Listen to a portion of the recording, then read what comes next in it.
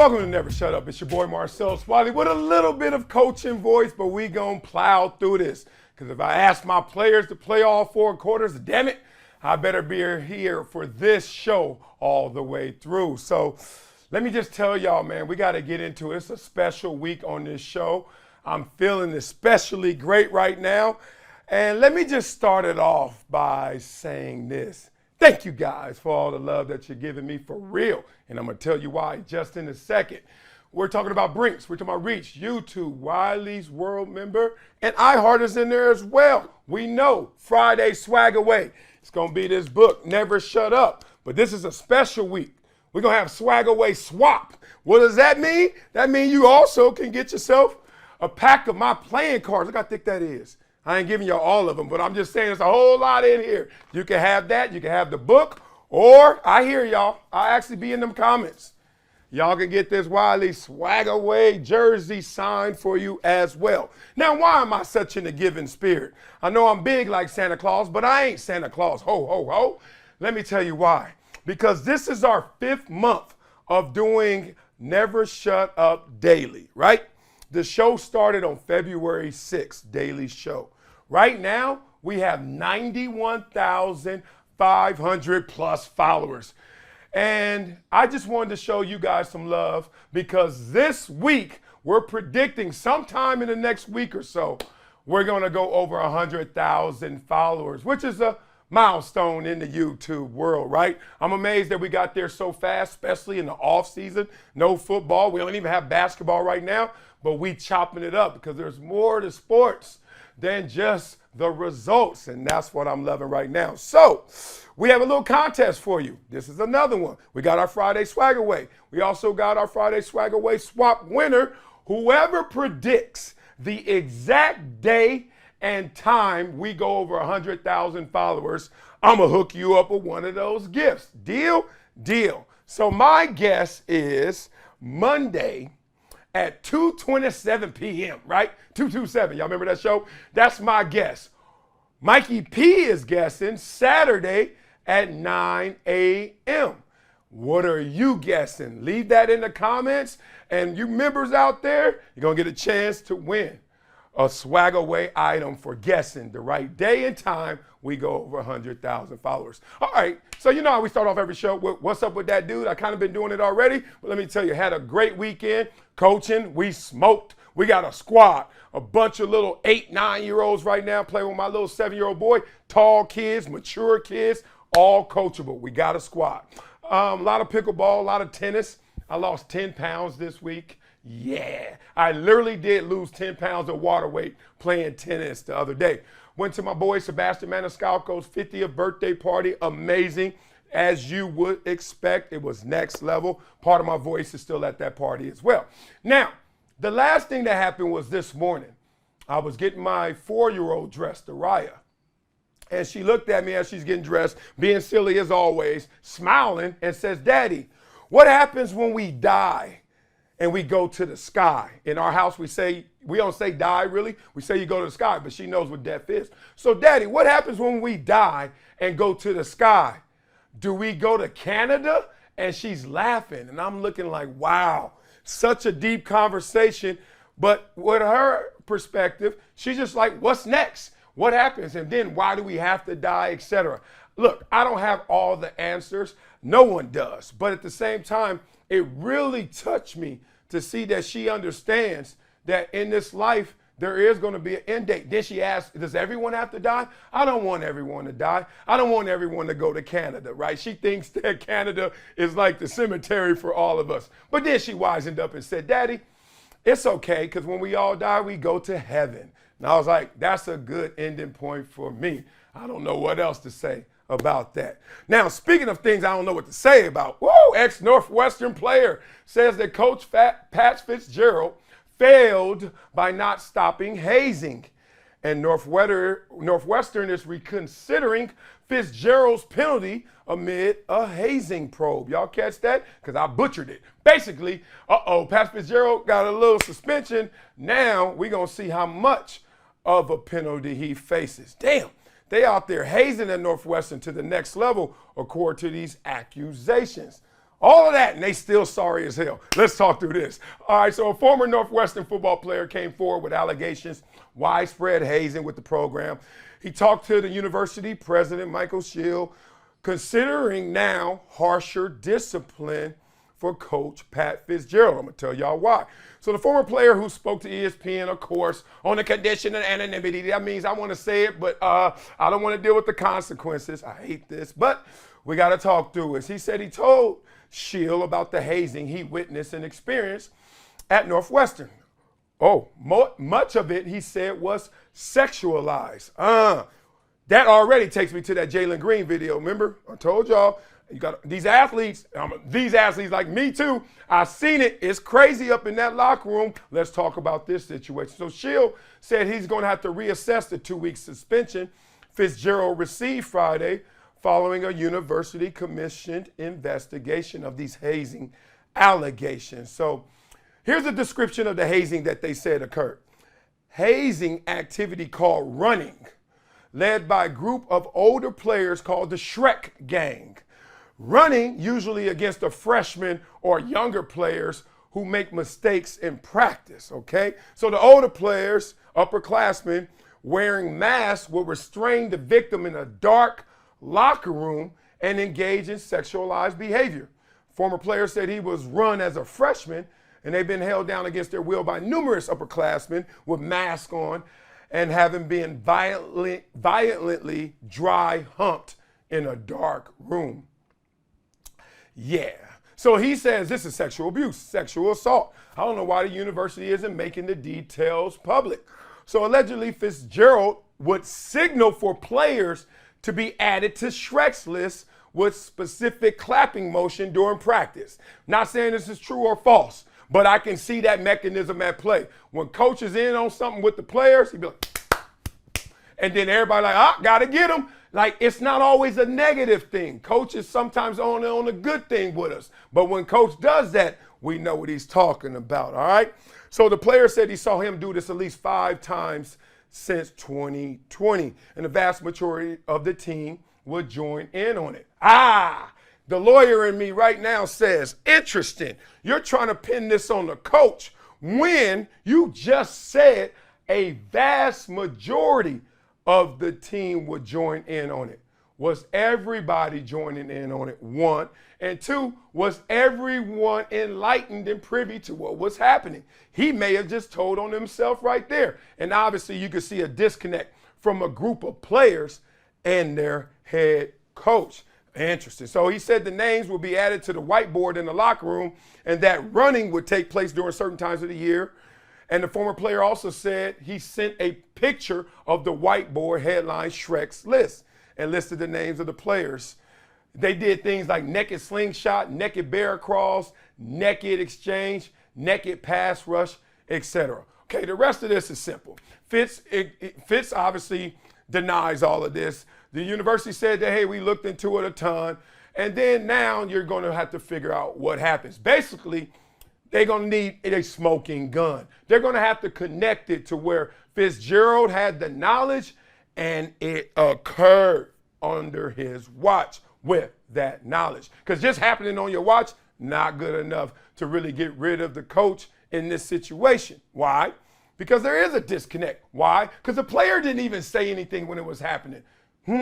So if the player said, yeah, I went to coach didn't say anything, and then he kept giving the signals, now we got a smoking gun. But right now, everything was kept under wraps. And then now a former player says something that's interesting. Here's one thing that I think is really interesting about this. Another player said that his sole objective of bringing this out was just to get Fitzgerald fired. He said he just kept emphasizing, yeah, it'll be okay. I'm just trying to get Coach Fitz fired. I don't think he ever acknowledged what he's saying is not true. It was just like, I might embellish, exaggerate to get Coach Fitz fired. He said his sole goal was to get him put in jail and to rot in jail. The truth is, none of that stuff happened in our locker room. So y'all believe these hazing allegations? 1, it's another anonymous person saying it. 2, do you think Fitzgerald should be fired? Now, the players have come out in support of Fitzgerald in part because there is a cultural pressure. Like if you're on a team right now and your coach is under investigation, blindly you're like, let me support him or not say anything at all because you want to keep your reps. You want to keep your status. But is this a cover up or is there really a crime at play? I've never went through anything like this. I went through hazing. I actually enjoyed the hazing process because it was a rite of passage for me, but we didn't go to this extent as well. So I just want to see what you guys think about this story in those comments. Well, coming up next on Never Shut Up, Dana White sends a loud, bold, clear message following Israel Adesanya's N-bomb tirade that we all saw at UFC 290. He got his rap on. He was on the mic. Let's talk through that next on Never Shut Up. Brinks TV, Reach TV. Yeah, yeah.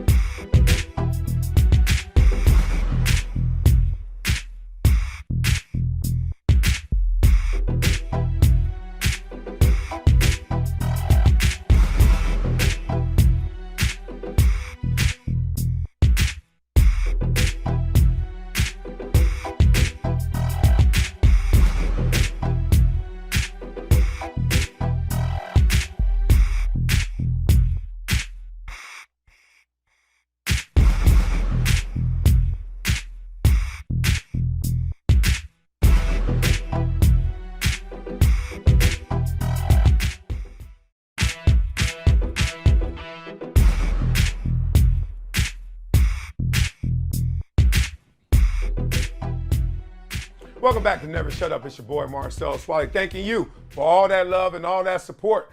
We are closing in on 100,000 followers in 5 months. Let's go. You know what you got to do this week. You got to write in the comments the exact date and exact time we go over 100,000 followers. Thank you for all that love and support. So fast, so furious over here. Man, Brinks, Reach, iHeart, Wiley's World, YouTube. Somebody's going to win this. Hey, this is the Friday swag away, always, right? But somebody's also going to get the Friday swag away swap if they predict it right. So you're going to get these playing cards. That's me right there, fool. And you can also get this jersey. Damn, do they even make these jerseys anymore? I don't think the Chargers are these colors anymore. I ain't seen this since 1989. What song is that? All right, y'all, let's get into it. Dana White, oh, man, he has Israel Adesanya's back after that N-bomb tirade that they were calling that at UFC 290. So Dana White addressed the backlash that Israel received after that outburst on Saturday night. So Adesanya, who's not known for taking the high road, we shall say, right? And I love him for it sometimes because he keeps it real. Jumped into the cage to confront his rival, Dricus du Plessis, all right, respect, after his TKO victory over Robert Whittaker, and unleashed all the N-bombs he knew, right? And he claimed that he's the real African fighter. He was mad at that because that's what my man du Plessis has been saying. They're both from Africa. He's South African. So White was questioned about the incident in the post-fight presser and defended his middleweight champion. I'm going to give it to you raw. He said, he's black. Who gives a shit? I could care less. This is the fight business. Israel can say whatever he wants to say. Who gives a shit? Why are people bitching about that? Of course they are. Too fucking bad. All right, I'm sorry about the language, but hey, it's just a quote. So du Plessis also offered a reaction, branding Adesanya a clown. He's behaving like a clown in there. That's not how a champion behaves. That's not all how a man behaves. He's behaving like a child. Conduct yourself like a champion. Boring. There's people looking up to you. Boring. And you're behaving like that. If that sells tickets, good for him. I'll sell tickets in my way. I'm a gentleman. I'm a man. And I'll behave like a man. Okay. Why I just said it was boring? Not because he's wrong. It's just that can't be your counter to what he's talking about. I hate when they just bring in the kids and bring in the role model stuff. Yeah, that's not how you're supposed to act. Oh, so kids should know how to do bare knuckles and gouging out eyeballs and all this stuff. Oh, they don't do that in the UFC. Oh, they do everything else. Exactly. So you want the kids to do all that too? No. So don't try and mirror these things and try to put them the same. So the South African rubbed Adesanya the wrong way with the real African fighter comment, comparing his African residency to that of Adesanya.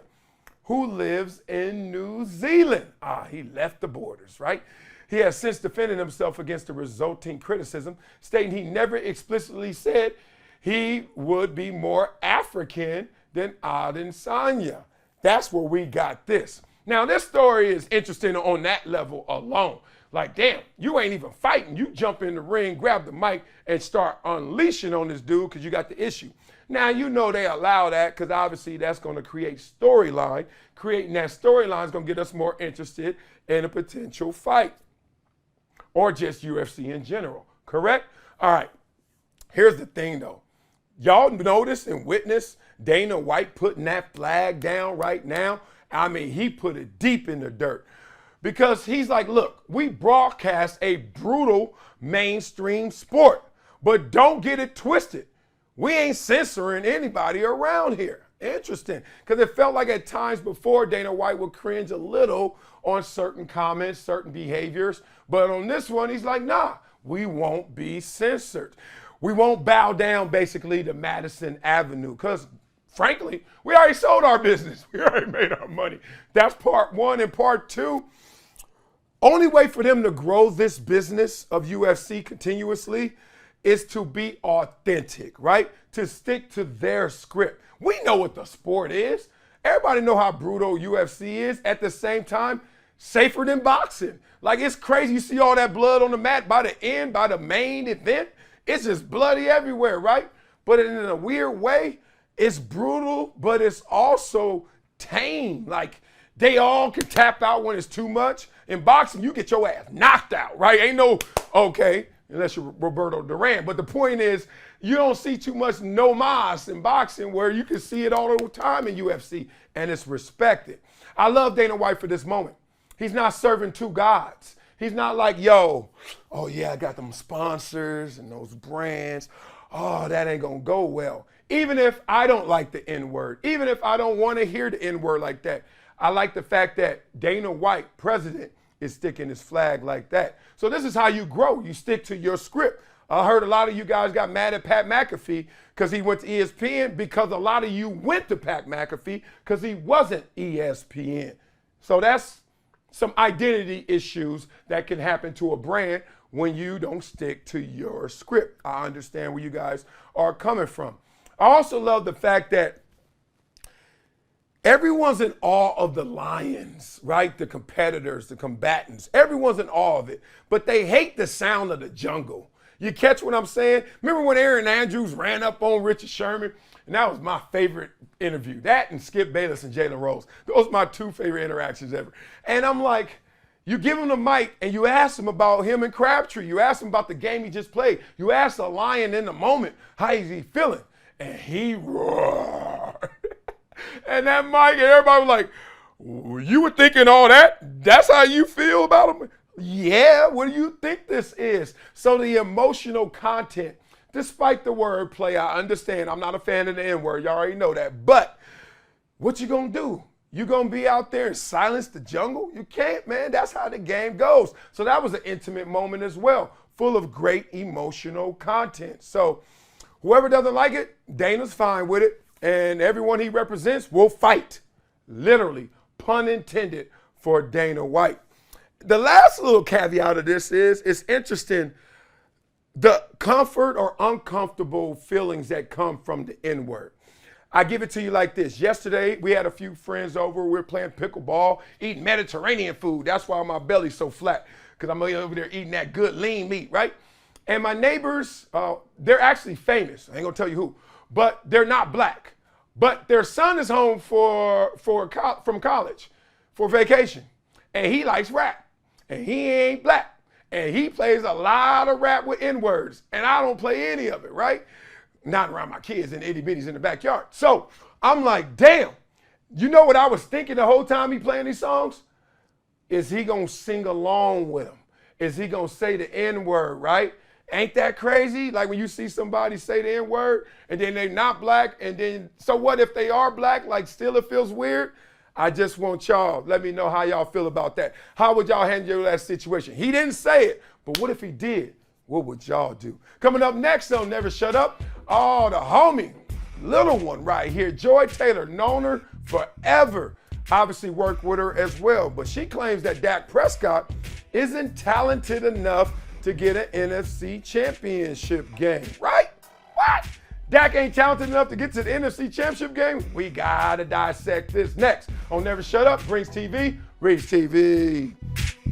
What you mean Dak ain't good enough?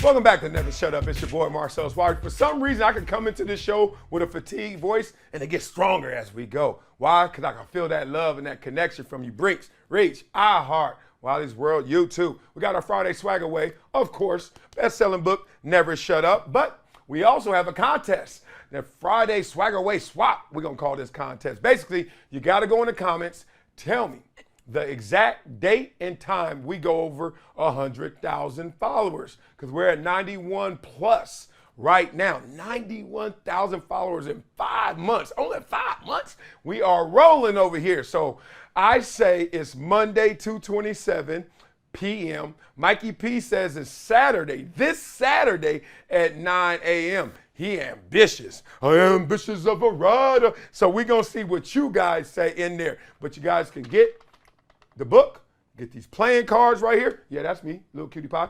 And you can also swap it out and get this old, antiquated, beautiful, though, jersey from the San Diego Chargers. Suckers don't even exist anymore. So it's love for you. All right, let's get into Joy Taylor's claims that Dak Prescott isn't talented enough to get to an NFC championship game. What? All right, so during Speak, her and Acho, we're talking. Acho asked Joy what she wanted to see out of Dak Prescott this year. She says, quote, a miracle. Oh, she replied. Damn, we doing Dak like this. So she then compared on the Minnesota Vikings quarterback, Kirk Cousins, and said Dak Prescott is not that talented. He's good enough to get a team to the playoffs. Kirk does that. He's good enough to win a playoff game. Kirk does that. He's good enough to have a high-flying offense, good regular season, win a division, and all those things are inherently good things. They make you a franchise quarterback. You will get paid doing that. You will get endorsements doing that. You'll be the face of a franchise doing that. But we don't have to talk about you as if you're a Super Bowl contender. Now, I disagree with pretty much everything she said, but I got to give her props first. The way she broke that down in phrasing right there. He does that. He does that. I'm sure she flowed that to the fullest. All right. So Taylor seems to be, people already linked this together, parroting what Colin Cowherd said last year about Dak, comparing him to Kirk Cousins, saying they're the same dude, except Cousins, Dak has more fans and fewer haters. That's what Kirk Cousins is, right? So I'm like, interesting. Taylor then clarified her take. She go a little deeper, y'all, saying that Prescott isn't talented enough to get to an NFC championship game. Dak has been the reason why they've lost multiple years against the same team. I think Dak is a great face of an organization. Ooh, that's tough. When you're a baller and they talk about how good you are in politicking and just representing, that hurts. I think he does a tremendous job being the face of the Dallas Cowboys. Damn, she said it twice. That means she ain't got much else to say about him, which I think is actually a very difficult thing of what you have to do between the lines. I think he's talented enough to win regular season games, to win a division, to put up big numbers, playoffs, win the playoff games, done all those things. But we talk about this team like they should be Super Bowl contenders. Why? He isn't that talented. So then Acho asked her to clarify. Come on, say it. And she says to get to an NFC championship game, forget about talking about a Super Bowl. Get to an NFC championship game. Woo! Okay. Now, that's a hot take. We already know. Make me think already. They keep postponing when Undisputed coming back and who to go get to argue with Skip. Joy right here. There's a hot take. That's a hot take artist right there. On top of that, she got history with Skip Bayless. And she's in-house. She's in the building. But let me get into why I got issues with this, all right? First things first. That's another show on Fox. That was pun intended. How do you measure talent? Traditional methods are completely wrong. Let me give you just some simple examples. So the draft and the combine are largely talent assessments, right? Want to know why? You go to the combine first, and they kind of say, put the game film over here. Let's see what type of talent we have. That's why you can go up or down at the combine, even though you're like, dog, my game film said I'm a baller. What are we doing here, right? And then the draft is the same thing. It's like, all right, we're going to merge some game film, but what is the upside? What can we build upon in terms of the athlete here? Yo, what are his measurables? How great is he? And the measurables include production as well. All right, so you want to know how we all know this is true? That a talent conversation and the way that they evaluate talent at the quarterback position, completely wrong. Name the two greatest quarterbacks in NFL history. We already know their names. The two GOATs. There was one GOAT named Joe Montana and the GOAT named Tom Brady, right? Two most decorated. And they were pick number 199 and pick number 82. Because in a talent conversation, you wouldn't put them that high. But in a production conversation, you got to shut up and respect their gangster. So let's get into this. It's almost as if then and now, people don't know what they're looking at. People don't know what to look at in terms of regarding quarterback talent. There were 6 quarterbacks drafted before Tom Brady. How many of them turned out better? We already know that answer. 4 quarterbacks drafted before Joe Montana, because it's a talent decision, right? We're looking at it through that lens, talent mixed with production. Come on. How many were better than Joe Montana? Dak Prescott's more than talented enough to do it at this position, right? Okay, you don't believe me? To get to an NFC championship game? Brad Johnson got to an NFC championship game, won a Super Bowl. Okay. Trent Dilfer got to an NFC championship game, AFC championship game, won a Super Bowl. What you gonna say? Yeah, it's not just the talent conversation, but if we want to be explicit, Dak is overqualified in terms of talent. We have too many other ways that we can measure this and see that he is qualified. I just don't like when football, the ultimate team sports, really gets to this place where we extract one individual and then try to sum up their abilities just based on lack of team success. Because a Super Bowl really tells you how great you were with the team. Hall of Fame tells you how great you were no matter what, right? There's a huge difference. To me, a big, bold line. So she made some good points. I get it. I can see where you could try and intertwine and bring all this together. But I just think it's on a faulty premise that Dak's not talented enough to do it just because he hasn't done it. And then what if he does it this year? All we gonna say is, oh, well, I was wrong. It's like, no, you're wrong now before he even does it. So I think people want to know, you guys want to know, why does the media do this? Why do we in the media do this? And I know where your suspicions are rooted in. And like, how real does she believe in this? How truthful does she think this really is? I will say this. Here's the culture, here's the pressure of being Joy Taylor, me, or anybody on those type of shows doing this type of thing. Everyone's trying to stick out from the crowd. So when you're trying to stick out from the crowd, you got to peacock. And peacocking is basically get bright with who you are, get bigger with what you feel, right? So it's not like it's false. It's just bigger and brighter than you really feel. You put a little more extra hot sauce on it, right? Just to make sure that everyone gets it. Hey, look at me, or look what I said. So I can stick out, so we can stick out. And y'all do it too. Real life people do it too. How many piercings you got, dog? How many tattoos you got, dog? How loud are your clothes? You know, you colored your hair. We all do it. I got 5 piercings. Don't wear but only 2 of them sometimes now. But I was in that phase trying to stick out from the crowd. So, you know, the whole LeBron is LeBum. Brady's going to fall off a cliff, that Max said. And Dak's not talented enough. Kind of is all in that same place, man. You just sit there, you're in the rigmarole, you're caught up, and you're with everyone, level playing field. And sometimes you want to just stick out. You want a peacock. What do you guys think about Joy's comments? I'm going to ask you this. Do you think and agree with Joy that Dak is not talented enough? You agree with Joy that Dak and Kirk Cousins are the same dude, Spider-Man? And this is the real question. Should Joy Taylor join Skip Bayless on Undisputed?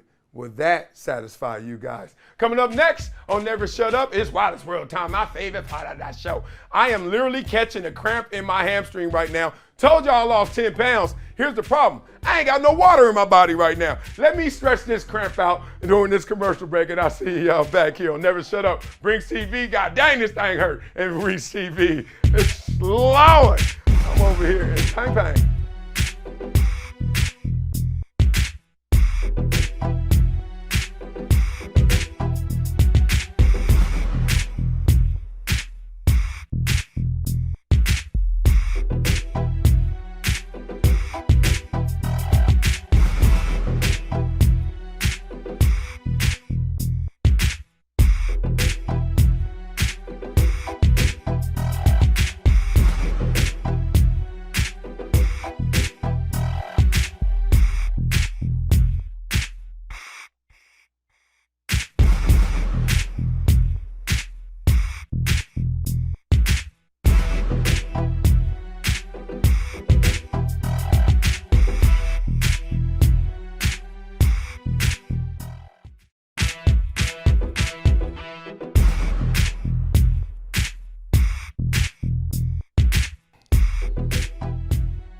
Welcome back to Never Shut Up. It's your boy Marcellus, Wiley. If you notice, my posture's different because I am kicking back, man. I am laid back just because I still got that cramp, that Charlie horse in my left hamstring. So I'm just in my easy E pose, cruising down the street in my 6'4", right here, right now. But I got love for you guys because you got love for me as well. I know that. How do I know that? Because we're at 91,500 followers, about to go past 100,000 followers in 5 months. Golly, dog. We out here rolling. So thank you guys for all that love, man. Brinks Reach. Am I shaking the camera with my big old foot? Yeah, look at that. That's dope. Brinks Reach, I Heart, Wiley's World, YouTube. Got love for you. We still got Friday swag away. Remember, you're going to get this. You're going to get this, so make sure you're ready. But you also got Friday Swag Away Swap for whoever predicts the exact day and time that we go over 100,000 followers. I say it's going to be Monday at 2:27 p.m. You, Mikey P, says that it's going to be Saturday at 9 a.m. You, in the comments, members, everyone who's following us and subscribe to us, is going to say what time, what day, and what time. Oh, yes, Courtney is smarter than all of us. Pacific time, PT, baby. So's the mischief out here. 93 to infinity. We on the West Coast. Don't be giving me them East Coast time to try to get me. You ain't going to get this jersey as well. San Diego Chargers. Let's go Chargers. Oh, this is so dope. Actually, I just played it off. I just wiped my sweat. All right, y'all, let's get into some phone calls, some comments. Y'all know I ain't slick. Let's get it in. Dan Lebatard. Most ESPN shows are infomercials. Well, here's our first Funk Up comment.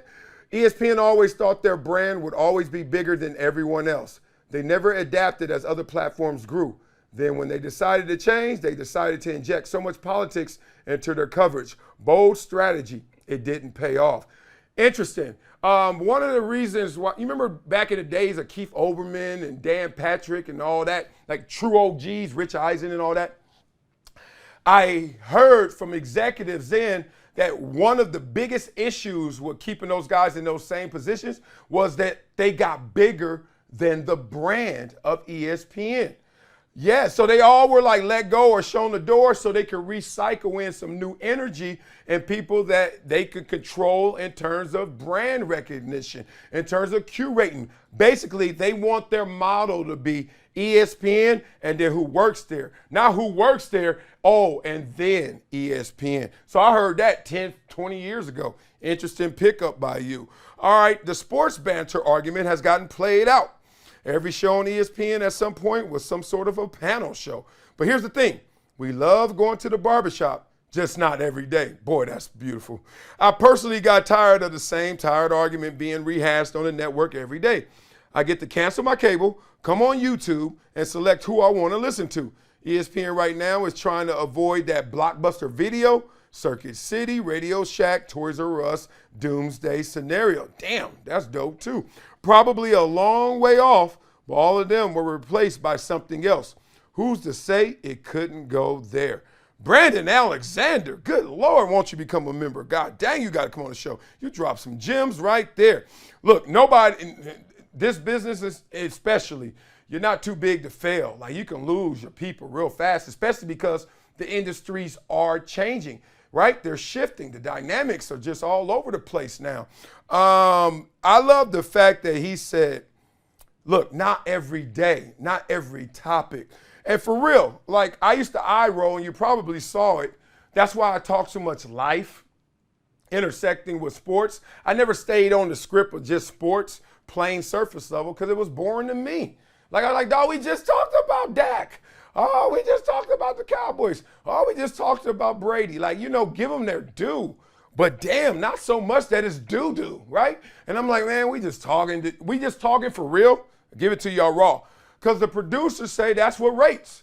And the producers say that rates because y'all click in, like it, engage with that content the most. So like anything, you guys have the loudest voice when you speak it through your interest, through your attention. But I get it. They have the largest fan bases as well. LeBron, Cowboys, Yankees, Brady. But damn, every topic for 3 hours, it feels that way to you because it felt that way to us as well. All right, here's Britney Spears and Victor Wembanyama. If I would have tapped Britney trying to get a picture, I would have been in jail. You damn right. Me too. Publicly demanding an apology is all the more reason to not apologize. If anyone is apologizing in this scenario, so what's the scenario? It needs to be her. Damn right. I didn't even have to see the video. Video came out after I did the show. And you could just read. Like, you ever heard the phrase, the statement, read between the lines? People don't read between the lines anymore. I knew what this was. I was like, Brittany, you're doing too much. Entitled, running up to him, behind him. His security didn't even turn. Nobody even turned it back. Get back. Whoever you are, my job is to protect him from unwanted people. So I knew that story from hello. Here's another one. Real reason for Skip Bayless and Undisputed taking 2 months off. LOL, no show just takes 2 months off. For real. No, it's in trouble. Even if a guy is on vacation or time away for a while, they still have guest fill-ins. Bad sign to be off for this long. Yeah, I will say that long, the programming, you would just want somebody to keep the brand alive. But this tells me that they may come back rebranded. This tells me they're coming back with a new show. Like Speak for Yourself is not a show anymore. It used to be Jason Whitlock, Colin Coward.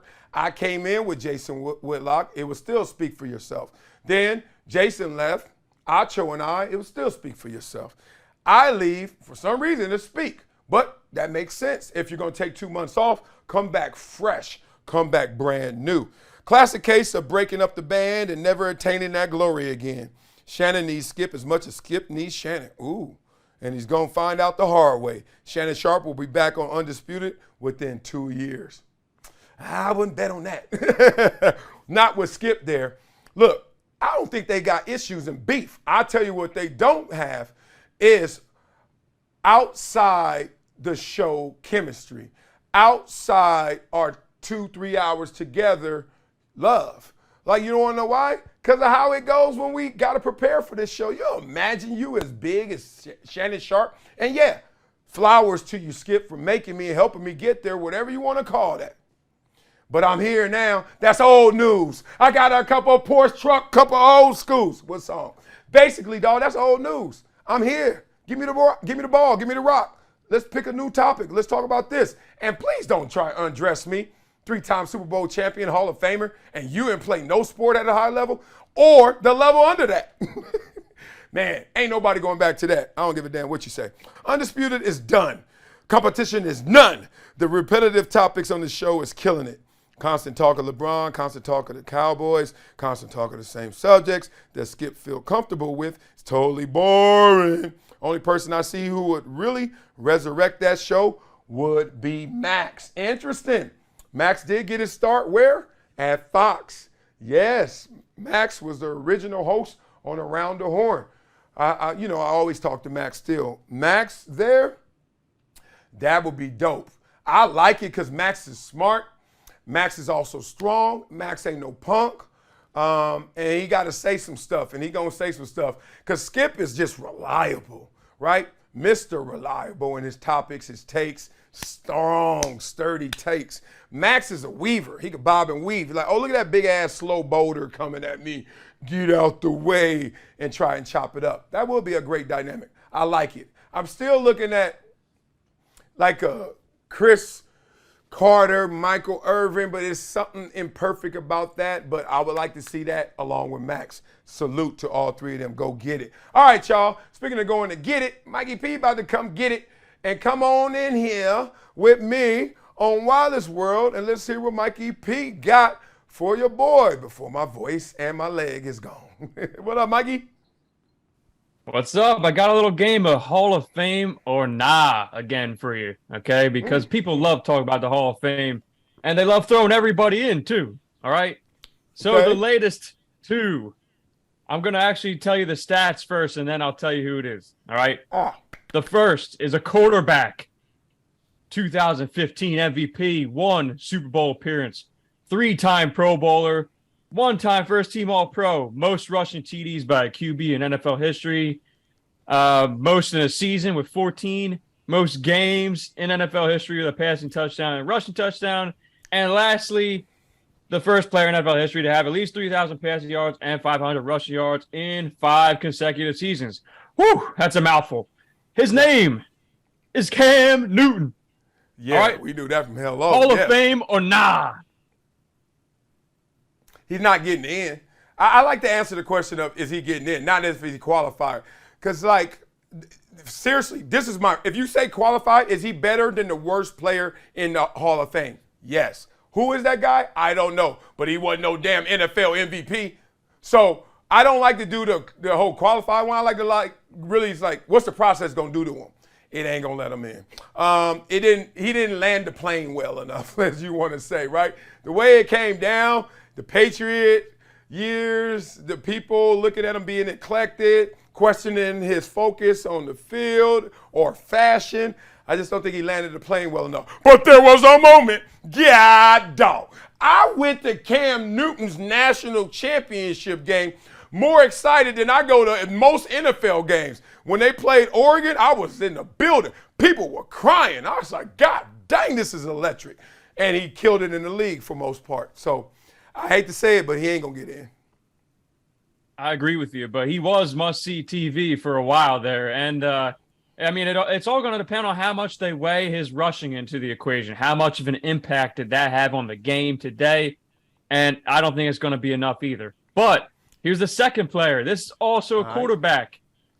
All right, and I think you're going to figure this out too early, but I'm going to say the stats. His first 6 seasons in the NFL were mind-boggling, all right? 3rd all-time in passing TDs, trailing Dan Marino and Patrick Mahomes. And this is all in his first 6 years, okay? 4th all-time in passing yards, trailing Peyton Manning, Marino, and Mahomes again. And then 3rd all-time in passing yards per game, trailing Matthew Stafford and Patrick Mahomes. He was one of the NFL's best QBs before retiring after 6 years. You got to guess who it is? He retired in 6 years, and he's not. Oh, damn! It ain't no Steve Young. No, he already in. He's 6 years retired, and is he gonna be a Hall of Famer? God, I'm stuck. Oh, that's good. Who in the hell? I'll help you out. It's Andrew Luck. All right. Will he get lucky and land in Hall of Fame or nah? Nope. Crash landing. Just one day walked up and said, yeah, you know what? Not only is my heart not in this, my body ain't either. And my body made my heart not be in it, and I was peace. And look, look, if he didn't land it like that, if he would have just got a catastrophic injury, he would have been like a Terrell Davis case where you've been like, even though Terrell got a better resume, especially with the championships, especially with 2,000 yards and silly, he would have had that kind of case that I think could have got him in because he's so likable. He was such a great ambassador for the game. I think they would have pushed him in if he didn't just crash that damn thing and say, deuces, I'm going to the Netherlands to go hiking. And everybody's like, what? No more football? So, man, if he didn't do that, hell yeah, he would have got in. But he ain't got a shot now. He's deemed a quitter to some people. Yeah, I'm agreeing with you there too. I think neither of these guys get in, but he was definitely on that Terrell Davis path.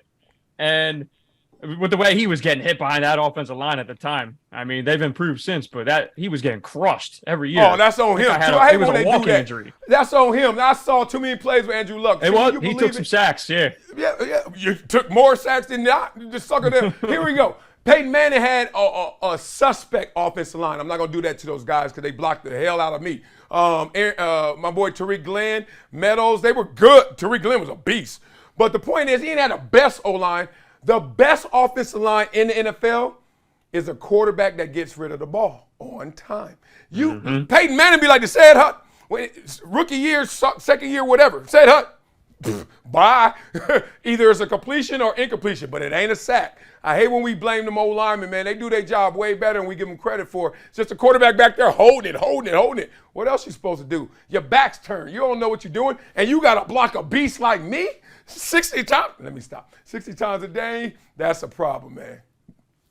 Yeah, he held on to it a little too long. But moving on, all right? So Ja Morant, he has spoken again, this time on Twitter, all right? Yeah, damn, he's got everybody hanging on every word right now. It's crazy. But anyway, he tweeted, everything's being noted, all right, with one of those emojis. And then tornado emoji soon, okay? So social media got after him. They basically said, why does he keep talking? And they're questioning whether he even learned a lesson at all because he keeps talking, all right? So do you think Ja Morant should take a break on social media and lay low for a little while? No. Help his image a little bit. No. In reality, forget your image. Just live your reality, live it the right way, live it in a way that you want to represent yourself. And obviously, these miscues won't help you. But these miscues weren't social media posts. They weren't emojis. They weren't I hate when we conflate the two. You can say whatever you want. Just don't be flashing the guns irresponsibly.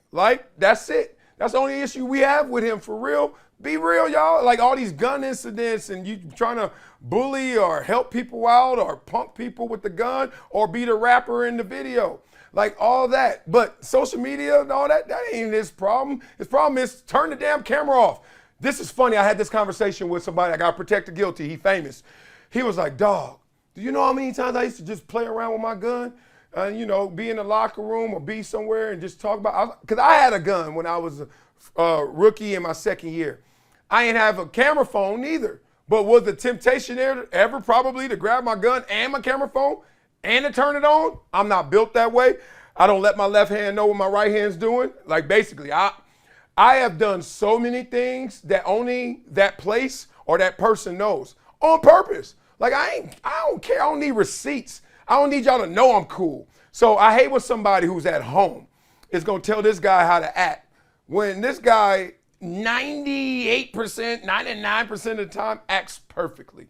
Fine, no problem. He just got a little issue with trying to show off, pop off, be too hood, be too gangster, be too cool. Leave that alone, but keep your social media. Forget these fools. Yeah, you know how it is on social media. It can get rough, but last and certainly not least, you're going to love this. And you knew this was coming at some point. I promise you. All right. So last week, we dropped our own little social media bomb, Woj style. All right. you ask the world, what is Lil Wayne's best song ever? Because that's not impossible or anything, okay? So I got to get your response too. What's your favorite? No, excuse me. What's the best Lil Wayne song ever? I really, no lie, whatever song I'm going to say this time will change. And there's a level of at least 38 songs right here. Hey man, I'm back. How you doing? It's easy when band gonna finish it and you're on the floor out there. Put it on. Whatever that song is, walking through the club like a motherfucker. That song is one. Golly, cause we on fire. That's too many. Like, God dog, this dude did all go. Oh man, go DJ. God dang, he Lil Wayne, man. I swear, when I see him every time, I just want to be like, dog, I'm fan man number one, bro. He like, thank you, I love that's love Wiley. But I'm like, dog, it's for real. Here's my story, Mikey. No lie. In San Diego, 2000, everybody was, I think it was 2001. Like everybody was talking about Juvenile and BG being better than Lil Wayne. Now I'm the music aficionado, right? I'm the DJ of the team, blah, blah, blah. So my voice carries weight, but I'm arguing with everybody. I was like, nah, Lil Wayne's the best. And they were like, no way, he ain't the one. He third place. And this is little itty bitty Wayne. And you blink, and he slammed it, hit the floor, and mashed past everybody in that group, obviously. So for me, you could pick 10. What's your song? Let me hear you. What you got? I changed my answer at least 3 times, okay? So I'm going to settle on this one. I'm going to say I'm me, all right? Because every time I get the chills, every single time I hear that intro, I could run through a brick wall like this, baby. Like that was on my warm-up. In sports, they always had that in there every single time. But you could convince me right above it could be one, because I love how they had it in the Ballers intro, right? The Ballers intro was sick, okay? I love that show. I miss it. They should have kept it going, but that was a perfect theme song. So I alternated with those two the most. Okay, I feel you there, but they should. No, Ballers was done, bro. They jumped the shark. It was getting real thin in them storylines. They were getting real wild. But, I mean, I'm not mad. I love the show all the way through. But I was like, leave me wanting more. Don't leave me when I'm full. Why? I'll throw you a little theory, because maybe good old Roger Goodell told him, hey, you put us on blast a little bit. Slow down here. And that's when it started to get dry at the end. Maybe. Maybe. No, they made too many We had seasons. this topic last week. Yeah, but two things ain't the same. And no two people, no two anythings are the same. We're uniquely the same, as they say. So they're different but the same. I don't think so, because Goodell wouldn't have let it go that far. Like, they already had corruption with the commissioners and presidents seasons ago. Like, Goodell would have been like, hey, bro, what y'all doing over there? They wouldn't wait to that season. But here's the thing, one more Lil Wayne one. Lil Wayne, go ahead. I love, I'm on one. I love that one too. Like, I'm feeling so cold. I love that. Whatever the hell. Oh, that's insane. Let's just crown him. Lil Wayne literally is in the GOAT conversation. And he doesn't have to be your GOAT, but damn it, he ain't no outside the GOAT conversation dude. He is top 5 for everybody. Gotta be. Man, respect. You got to bring him back on here soon. That's my next request. Yeah, I will. We got to chop up the interview. You got to do your job first. Chop up the first one we did already. God dang. My dog. All right, let me get out of here and I'll start doing that. All right. Let's do it. All right, big dog. Peace, Mikey P. And speaking of peace, y'all know how we end every show with a Wileyism. You're like, how does that have to do with peace? Find peace in peace. Woo! This is something that I see happen all too often. That things are going well. Things are smooth, right? Everything's in place. And people can't even find peace in that, right? All of a sudden they're anxious. What's next? What's going on? I'm like, first, just find peace in peace. Everything's good. Everything's smooth. Coaches say it like this: don't get bored with success. I may give you that as a Wileyism and go deeper with it. But basically, things are rolling. I'm at peace. Nobody's hurting. We all good. It's all Gucci. Now, in that peace, find peace in that. You ever see somebody who is all good and they like, something bad about to happen. Why? Because it's all good right now. You're like, what? You're like, oh man, I don't know. Everything's going well. I'm a little scared that something's going to go wrong. What? People play like that. There are players out there that, okay, here's the thing. You ever see somebody, all right, let me give it to you simple. Heads or tails? Tails. Oh, it's tails. Heads or tails?